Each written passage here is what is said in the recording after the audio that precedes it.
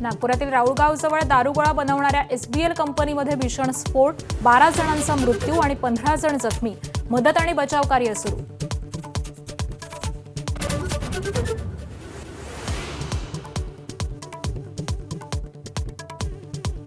अली खामेनींच्या मृत्यूनंतर इराणमध्ये शोक. खामेनी समर्थकांना कोसळलं रडू, तर इराणमध्ये 40 आणि अरब राष्ट्रांमध्ये 3 दिवसांचा शोक.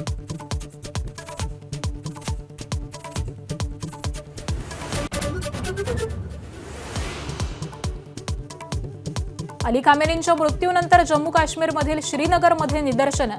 शिया मुस्लिमांकडून शोक व्यक्त, तर आमचा नेता मारल्याचं विसरणार नाही म्हणत दुःख व्यक्त.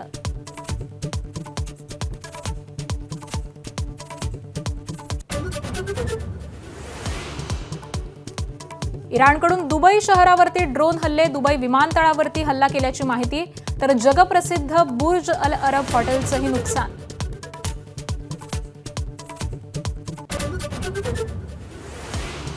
अमेरिका, इस्रायल आणि इराण युद्धाचा जगभरातील विमान वाहतुकीला फटका. हजारो उड्डाणं रद्द, प्रवाशांचा खोळंबा.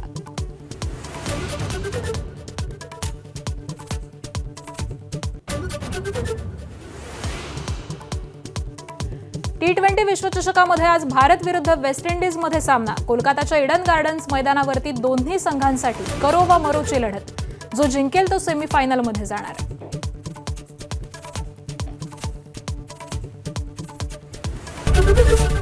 एबीपी माझा, उघडा डोळे बघा नीट.